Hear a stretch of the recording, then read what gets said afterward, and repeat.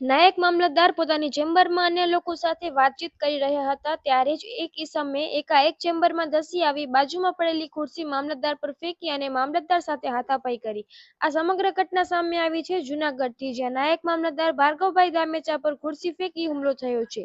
ખુરશી ફેંકવાની આ સમગ્ર ઘટના સીસીટીવીમાં પણ કેદ થઈ ગઈ છે, જ્યાં નાયક મામલતદાર પર હુમલો થતા અન્ય લોકો મામલતદારને બચાવ પ્રયાસ કરી રહ્યા હોય તેવું પણ દેખાય છે. ત્યારે પોલીસે મામલતદાર પર હુમલો કરનારા હરેશ કાંચા નામના ઈસમ સામે લાકડાની ખુરશી ફેંકી ઈજા કરી ફરજમાં રૂકાવટ કર્યાનો ડી ડિવિઝન પોલીસે ગુનો નોંધી આ સમગ્ર મામલે તપાસ હાથ ધરી છે.